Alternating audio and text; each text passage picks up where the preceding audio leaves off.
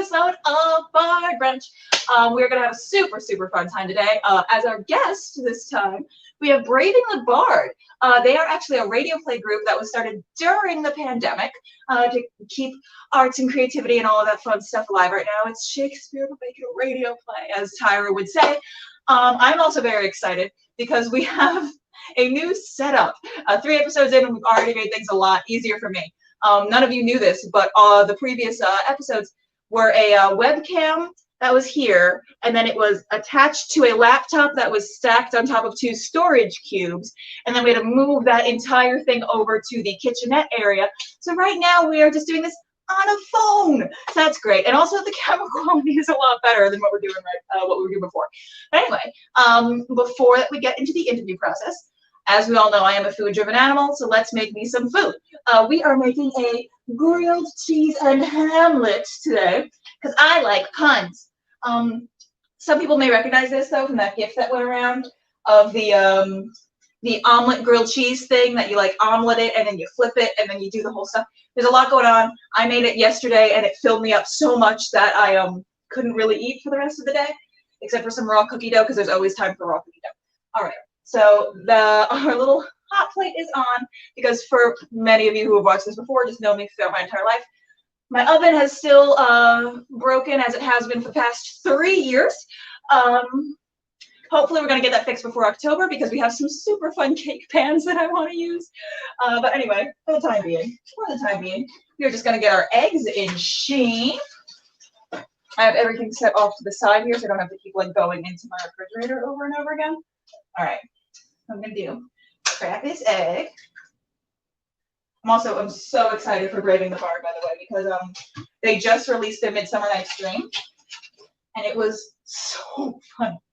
My mom and I listened to it a couple times together, and we had a very hard time picking which part that we wanted to feature on the show, because all of it was just so funny that we were just like, what's the best 2-minute part for us to put on here? We don't even know. All right. So I have them in this little tiny bowl, and I'm gonna whisk them together with a knife, because, you know, that's what I had in my hand already. Here we go.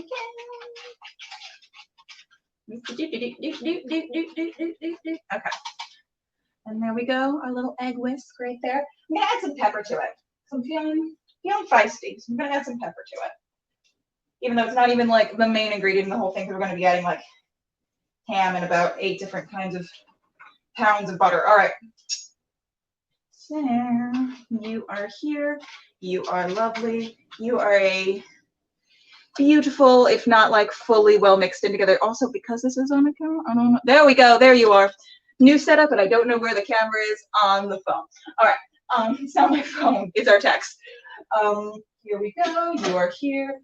I am just gonna let you do your thing in here. Move you around so you actually become a circle. Beautiful. I'm gonna put you on the low for right now so that you don't fully burn. Now also, whenever I make a grilled cheese, because I'm gross, I butter both sides of my bread, because I want it to be just a pile of grease that I need to eat with a knife and fork, because it'll just fall apart in my hands. So we're already getting that. Here we go. One side done. And then you put them in your pan, like so, and like so, like so, like so. All right, I'm gonna butter the other side, butter the other, butter the other, butter the other side, butter the other. Can I butter this 1 second? I'm also using Sara Lee's butter bread right now, which has butter in the name already, so I really don't need to butter it, because it has that beautiful butter flavor. But guess what? I'm going to anyway. It's actually, I can't believe it's not butter. One of the things that I miss pre-pandemic world, for some reason the pandemic changed this about my grocery store, and I don't know what. Pre-pandemic, my grocery store used to sell these really, really tasty green packaging of I Can't Believe It's Not Butter. It was I Can't Believe It's Not Butter Light, which was a lighter version of I Can't Believe It's Not Butter, but it only had like 3 ingredients in it, which was like, as opposed to the 80 in here that also was like the color and the dye and all of that stuff. So get my green package again. All right, you're gonna go here right now. So as everyone knows from the gifs of this thing, you take this lovely thing and then you flip it. I learned yesterday that I am way too much of a chicken to do that. So we're going to do the coward's flip, which is when you take a second frying pan, right? You take a second frying pan. Do I take a second frying pan? I'm going to try this. It's where you take a second frying pan. I thought it was going to be so cool there for a second, but it's live, so I'm just going to do that.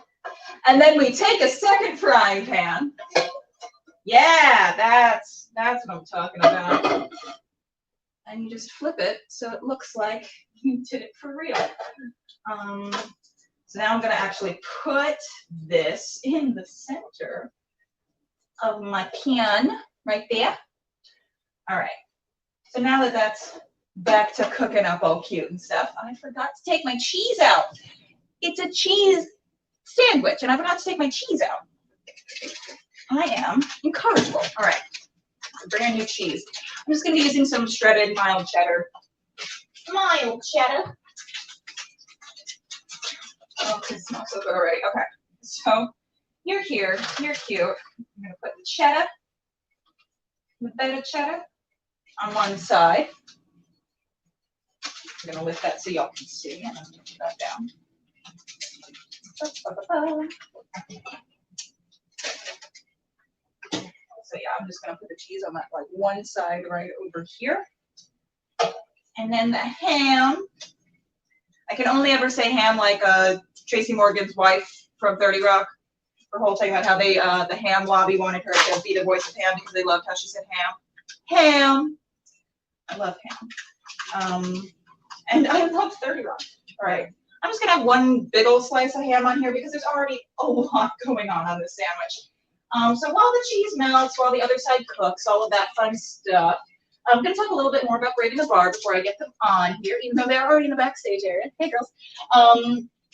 So, yeah, braiding the bard is such a fun time. It's always very difficult, I feel like, in general, to take Shakespeare and turn it into something anyway, even though I do it all the time and I love it. But, it's even more complicated, I feel like, in a radio play aspect. So that's one of the things I'm going to be talking about is like what was actually easier somehow now that you didn't have stage directions to work off of, and what was harder, because radio plays, I've done them, they're always so difficult, but they are well worth it because they're so much fun. All right. Hold over. There's a lot of egg going on in here. All right. One thing I already didn't do was fold over the sides because I want my eggs to be sticking out of the sides a little bit because I don't like my sandwiches to be like super big. There's this one Tumblr post that was going around a while. It was like, I don't want my bigger, better sandwiches to be so big I can eat them. I want them to be wider. And I agree with that so much. I don't want a hamburger with like 80 things stacked on top of it that I can't fit it into my mouth. So that's also part of what I'm doing with my little thing here. You can see the egg just coming right up the side. So I stack it all up on the top, then I'm just gonna have a real bad time trying to fit any piece of this inside of my mouth. And the main reason why I'm doing this in the first place is to eat. I like food. All right. I wish I had smell-o-vision because this smells amazing. Yeah. All right. You're almost done. Look how pretty that is. It's so pretty so far. It's so cute. Double butted. All right. So you're gonna go on my plate. I learned from last time to never have real plates in my house. For those who missed it, I somehow completely devastated one of my plastic plates. And it was like a cute little square plastic plate that I mostly just used for show and decor. But it got so incredibly warped that we honestly thought for a second about turning it into decor as a tribute for our Bard Brunch series. But yeah, here it is. This beautiful, beautiful. Oh, you're so pretty. And y'all can't see this, but there's like smoke coming off of it. Thank God my smoke alarm is also broken. All right. So I am gonna set up this and our wonderful, brand new, very light setup over by my kitchen area. And while I do that, please enjoy this little excerpt from Braving the Bards of Midsummer Night's Dream.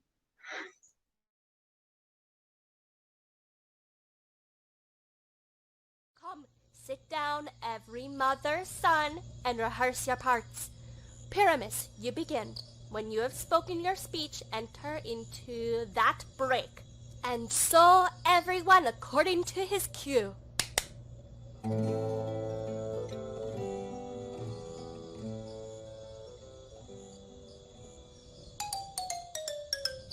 What hempen homespuns have we swaggering here, so near the cradle of the fairy queen? What? A play forward. I'll be an auditor, an actor too, perhaps, if I see cause. Speak, Pyramus. Thisbe, stand forth. Thisbe, the flowers of odious savors sweet. Odors. Odors, savors sweet. So hath thy breath, my dearest Thisbe dear.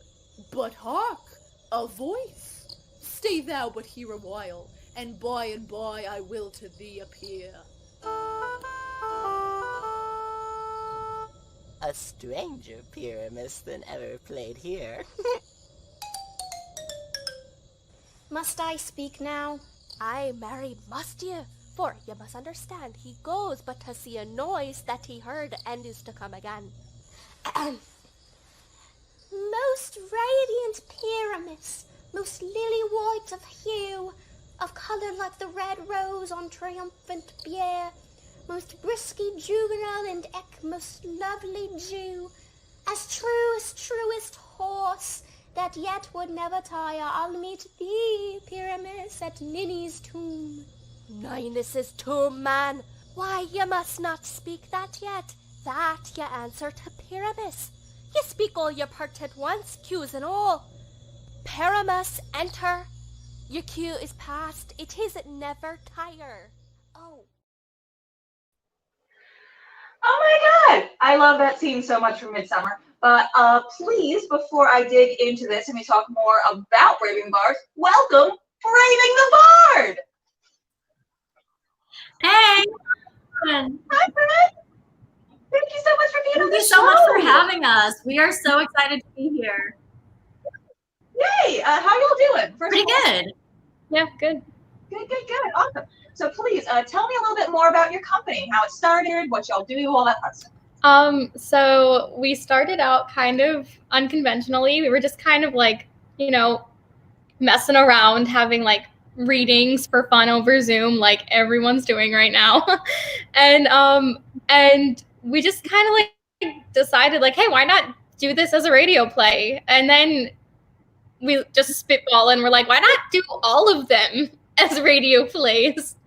And it became Braving the Bard. Yeah, it sort of just started out. Allie was like, hey, do you want to like read some Shakespeare and record it maybe?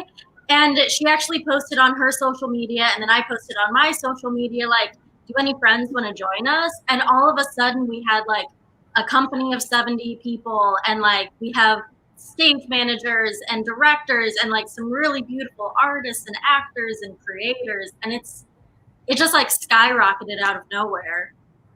Awesome. So tell me a little bit about your recent production of A Midsummer Night's Dream.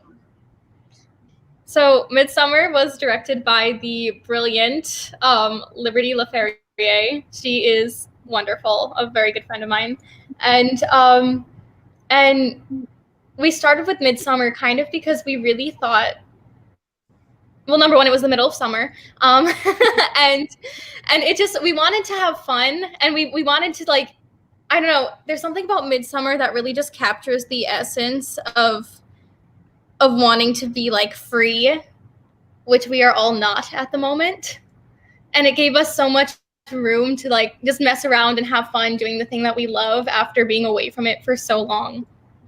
And I think Midsummer was a good place to start because it being a comedy, it sort of lends itself a little bit easier to being a radio play. Like we had a lot of fun with character voices and background noise and like the whole fairy song that happens. We actually have a composer, Tad Bourne, and he composed the fairy song for us. And we just have this like incredible soundtrack for the show. So yeah, I talked about this a little bit while I was finishing up making my food. But what were some of the changes that you felt you needed to have? Love the coward's way. Yes, the coward's flip, Joey, is fantastic for flipping something over. Thank you, Joey. And also, yeah, anyone who's watching, as per usual, comments can get thrown up. So if you have any questions for Braving the Bard, please feel free to ask. We will throw it up. And let's see if we can get some fun questions going on. But anyway, while adapting this to a radio play, what were some of the necessary changes that you knew you needed to make? And then what were some changes that you didn't know you needed to make until they happened? I think one of the... Oh, go ahead. No, you go. I was going to say, I think one of the biggest challenges is that so much of Shakespeare in like his language, and especially because of the way Shakespeare was writing for the stage in the 1700s, was he was writing for actors' bodies and like for actors to be portraying these characters like larger than life on stage. So we had to sort of ask ourselves, how do we then make them larger than life over radio? Yeah, this kind of bounces off of that. There's this, I feel like with Shakespeare, physicality being big is so important. You have to be able to like convey absurdist themes with your entire body. And we kind of really loaned ourselves to thinking about how can we lean into this huge absurdness with nothing but the sense of our voice. And I think all of our wonderful actors really like stepped up to that challenge and created something much bigger than their natural selves when conveying their characters. Awesome. That's so cool. And now, is it today or next week? Actually, next week that you are releasing Taming of the Shrew. Yes. Can you tell me a little bit about your upcoming production of Taming of the Shrew? Allie actually directed Taming of the Shrew, so Yes. real good. I'm very excited for everyone to hear Shrew. It's coming together so beautifully. We are taking a lot of elements from Commedia dell'arte, specifically the music in the style. There's lots of vocal clowning. We took the regular, somewhat structure of clowning and found ways to play with it into the voice, which is crazy because, you know, it's usually silent. And so, yeah, we just like really played with these stock characters and these archetypes of like what makes a clown and how it loans itself to such a satirical show. And I think one of the biggest, at least for me in Shrew, one of the biggest challenges is there's a number of characters in Shrew who play themselves, but then disguise themselves in the show for the point of the like comedy. And on stage, obviously, you can just have people change costumes or, you know, do something funny like that.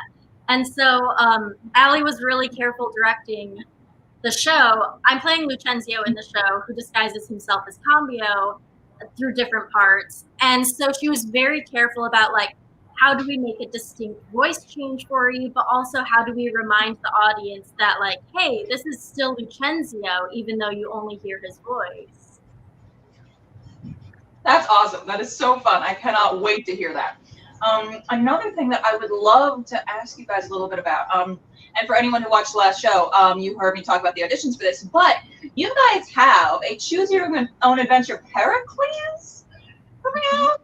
Tell me and the viewers a little bit about that. I want to know about that so much. First of all, it's not going to look like a Netflix Choose Your Own Adventure TV show.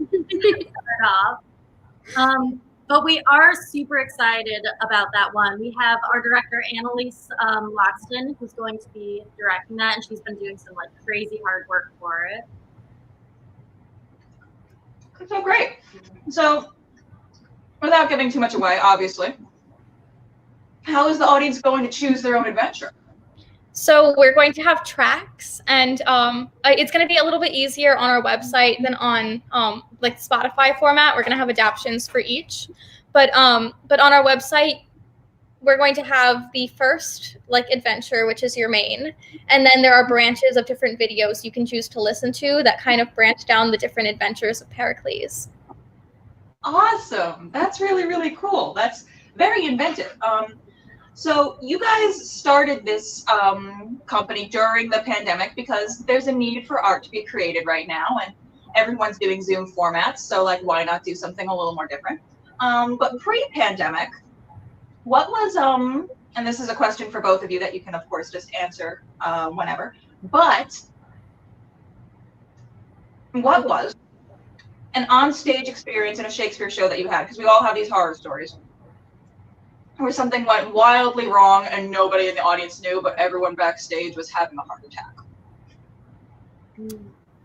Or something that the audience did know. Yeah. Can I say one from an audition? Yes. Okay. So I was auditioning for a summer stock with to apprentice a Shakespeare company, and I was doing the monologue from Cymbeline where she pulls the note out of her shirt. And the note kind of stuck to the inside of my bra in front of 45 mainly very old men. And I had to reach in there and like slowly peel it off and then get back to my monologue. We love it. We love some realism added into there. So mine isn't something that happened to me, but I was in Romeo and Juliet, and I was playing Juliet, and the fight scene, I'm trying to remember which of the actors it happened to, but the fight scene between Tybalt and Mercutio and like all of that craziness, one of the guys actually sliced his hand open. I think it was Mercutio actually sliced his hand open, and luckily it was like his last scene, but he like immediately went off stage and went to the ER, and we just had to like keep doing the show and pretend like there wasn't drops of blood on the stage. It was so scary, and like I heard about it right as I was about to like go on stage for another scene where I was like crying about people dying and stuff. Well, it added some real fear in there for you. I was just really didn't have to dig too deep to do that. One of my, because I talked last time about spiders crawling on my face during A Midsummer Night's Dream, but one of my last productions of Taming of the Shrew that I did back in 2019, there was a big BDSM element in there because Taming of the Shrew, and I was also directing the piece. So for the first scene that I was in after our intermission, I was literally tied up to a rotating panel on the back of our stage. But not only did that have to happen during intermission, so anything that I had to give notes-wise to the actors, I had to just shout from that area into the backstage area. But one night I got tied up a little tight, and I was just kind of standing on my tippy toes there, and I always had to like have help getting down too. But my hands were fully blue by the end of it, so I had to just like put some makeup on them as much as I could with my slightly dead person hands. To try and look relatively normal for the next time I had to be out. So, dear Lord. I will say I'm excited to see what craziness happens in our upcoming fundraiser that we're doing. We are doing a drunk Shakespeare version of Hamlet, directed by Brooke O'Mara, and Allie is stage managing for it, and I'm going to be in the show, and I'm excited to see what craziness happens in that, because I'm sure stuff will go wrong and it's just going to be great. It is up to the audience to get the cast drunk. So they are consenting, but also you never know. You never know what an audience is going to do to you once they're given full reign of your stage. And that's what we're doing for this fundraiser. So when is the fundraiser? September 26th at 8 p.m. Great, awesome, that's so cool. It's going to be like a live stream, sort of like this, where you'll be able to see the actors instead of our typical radio shows, just for the nature of the fundraiser, you know? Just so you can see how drunk people are. Yeah.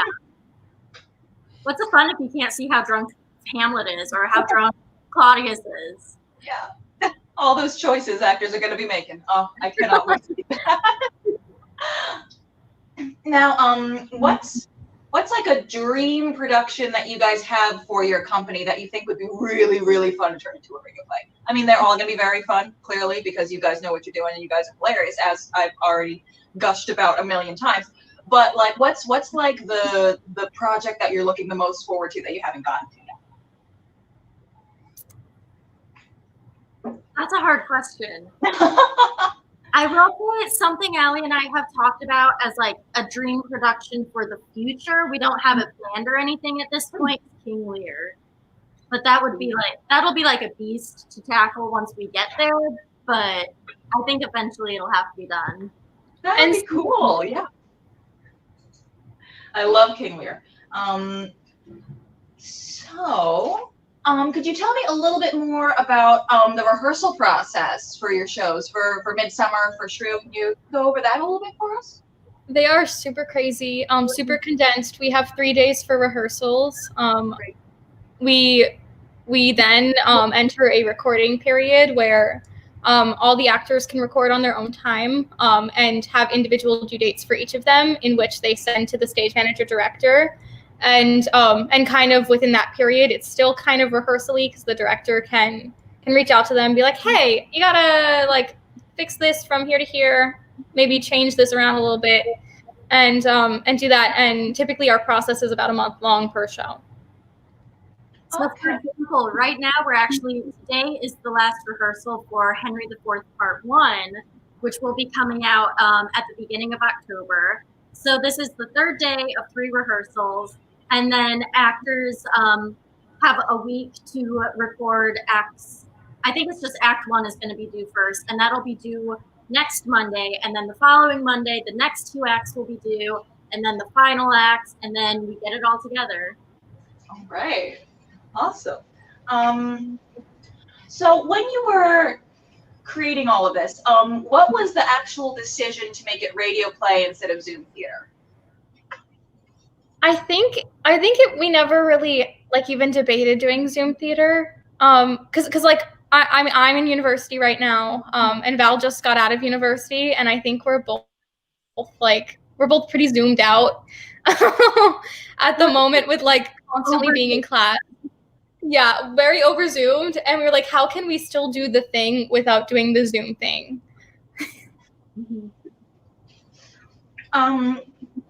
Another question that I love asking our interviewees, what is a film Shakespeare production, like an actual like big budget Hollywood film production that you have gripes with? The BBC Midsummer Night's Dream with Helen Mirren. Yes. It's a very good production, but they made Helena. I mean, granted, she's not the most perfect person, but she is like they did her dirty. Mm-hmm.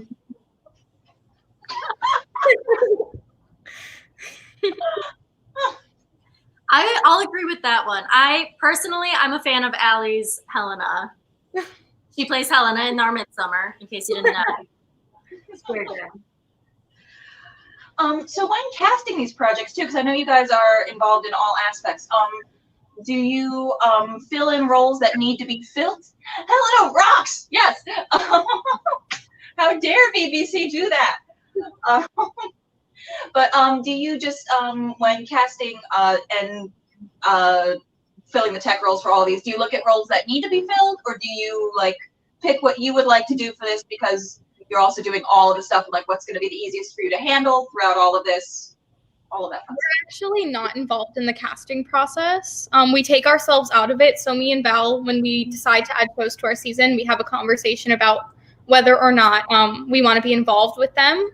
And so like if there's a show that I want to be involved in and Val does not, Val becomes that director's assistant, and I remove myself from the conversation for that specific show. And Val artistic directs and runs that, like she's doing right now for Henry IV, and I'm doing for our next few coming shows like Pericles. And so within that casting process, it is completely up to the director's discretion whether or not they want to cast us or whatnot. We also have to put in auditions just like everybody else and do that whole thing. So we're sort of like passing the baton back and forth on the artistic director position and also acting positions, because we're both also actors, you know. So like she was saying, for right now, I'm doing artistic directing stuff for Henry IV, but I did also put in an audition for our upcoming production of Macbeth. And so Allie is sort of taking the baton on the administrative side of that stuff. And we don't really have a hand in casting. We really want it to be up to our directors, but we do oversee it because we don't, like, for example, want the same person being the lead in 5 shows in a row. We just sort of want to even it out throughout our company and make sure everybody gets opportunities, because everybody deserves opportunities, especially right now when they're so few and far between. And like, we have opportunity to give, and so we want to spread the love and make sure that happens. I love that. That's so cool. You guys have so many projects coming up. I'm like super impressed. You guys have this long list of things that you're already doing, and I'm so impressed with that. Regarding going from like Midsummer Night's Dream to Taming of the Shrew, there is a bit. Oh, we have a question. Is there a favorite thing that either of you like to do? Directing, acting, screen managing, I guess.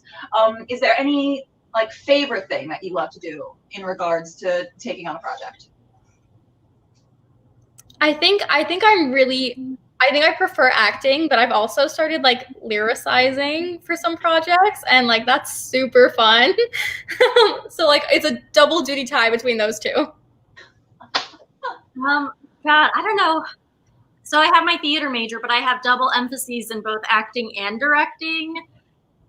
I think it depends on the show, which it's kind of cool for being one of the co-founders and artistic directors for this company. I get to sort of decide, like, do I want to audition for this show, or do I want to be on the administrative side of this show? So I'm living the best of both worlds right now. There you go. So do either of you have a dream role that you would love to play in a Shakespeare production that either you have played before and you want to do again, or you haven't yet and this is just going to get shot out into the universe?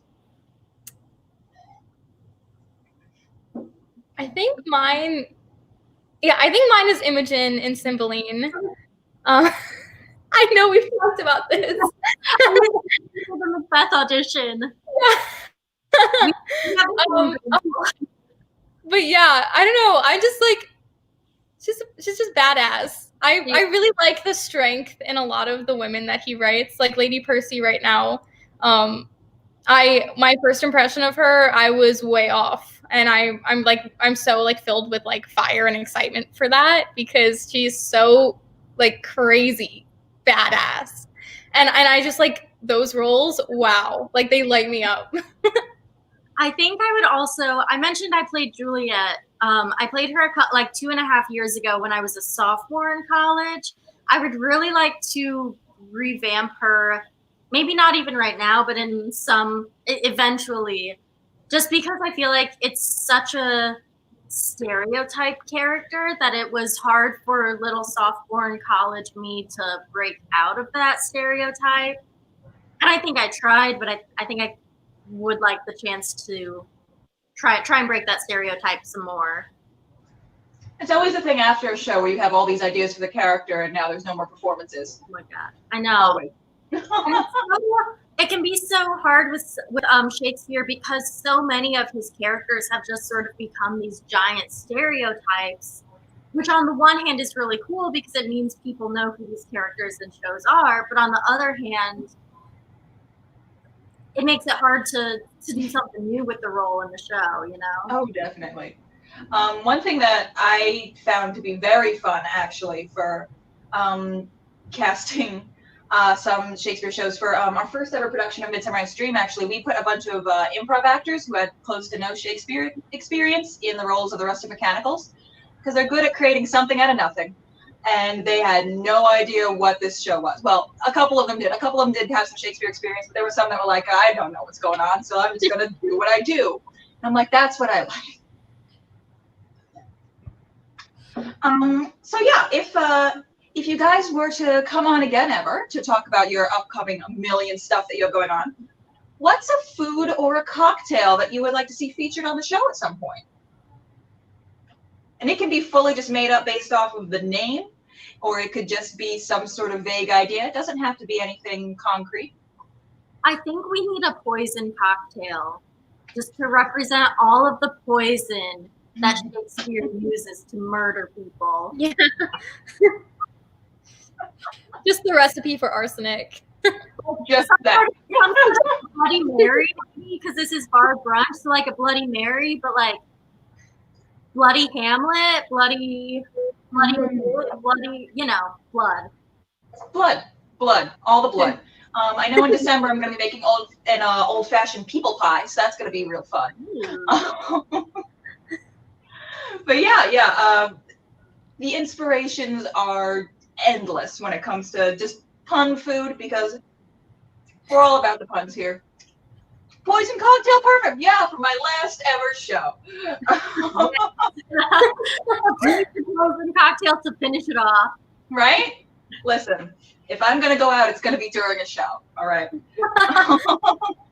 So is there anything else that you would like our audience to know about either your recent release of Midsummer, your upcoming Taming of the Shrew, how to send in more auditions for your upcoming projects, all of that fun stuff?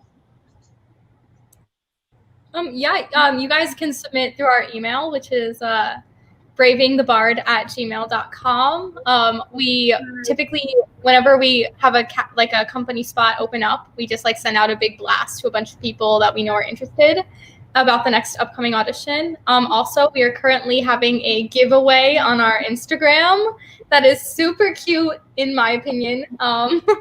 Val wrote some beautiful sonnets, and we have tote bags.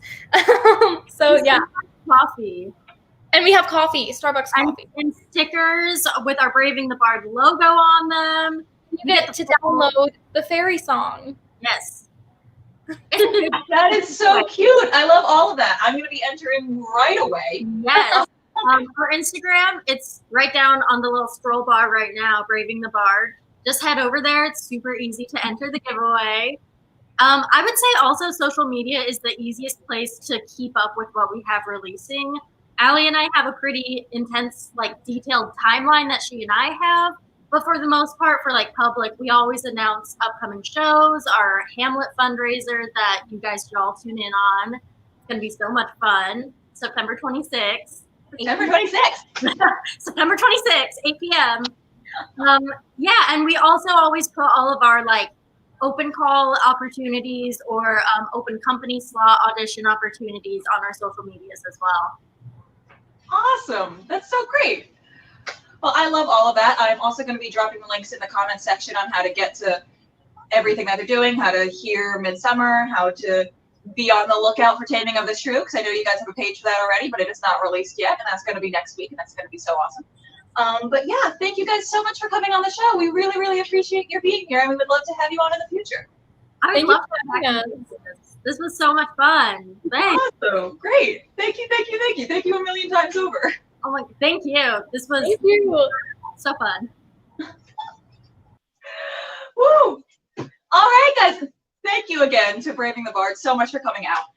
Next show, we have Untitled Playthings. They also were started during the pandemic. They are doing socially distanced, kind of speakeasy type of shows where you don't find out the location until the Wednesday before, which is insane. They are doing As You Like It. They're doing full masks. It is a contemporarily staged production, so that's really great. Also, a show that's going to be a show that's going to be on our show on October 4th actually has their premiere tomorrow. That is Gorilla Reps Macbeth. They took the Zoom format and they went in, because the entire film is actually done on their iPhones in close-up, which is it's opening tomorrow. It is free on Zoom. I am going to be there on Zoom watching this. Also, a previous Sour Grapes Company member, Caitlin Kennedy Staggs, is in it. So I'm going to go support her as well. And the final shout out that we're going to have for tonight is Mentors on the Mic, a friend of the show. Michelle Miller interviews on her podcast. I'm looking at my notes right now over here. You guys don't see this, but I have an entire thing of notes right over here. Mentors on the Mic. They interview accomplished mentors in entertainment, focusing on how they got started, how they moved up, all of that fun stuff. Mentors like Hollywood director and Emmy award-winning producer Stan Brooks. There's also been editorial analysts for Netflix, TV and film production managers, all of that fun stuff. This Monday, the podcast is actually going to feature a TV and Broadway director who's also a Tony-nominated artist. So that's going to be so much fun. You can check out Michelle Miller on Mentors on the Mic podcast wherever you listen to podcasts. And also follow Mentors on the Mic on Instagram so you can keep up with when things are being posted, who's going to be on the next show, all of that fun stuff. But really, thank you again so much to Braving the Bard for being here. You guys are hilarious. I love every single thing that you guys are doing right now. And everyone that I know should go look them up and even try and get involved with their company because they're fantastic. Now, to close us out is me, of course, doing a monologue because that's what I do. And yeah, so while these credits roll, please enjoy Kate from Taming of the Shrew. If we could get that I Don't Playthings thing off, just so, yeah, there we go. Great. All right. Hello, I am here.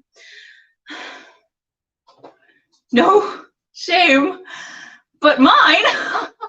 I must be, forsooth, forced to give my hand a pose against my heart onto a mad brain wounds be full of, I don't know, spleen, who wooed in haste, but means to wed in leisure. I told you he was a frantic fool, hiding his bitter jests in blunt behavior. And to be noted for a merry man, he'll woo 1,000, point the day of marriage, make friends, invited, proclaim the banns, yet never means to wed where he hath wooed.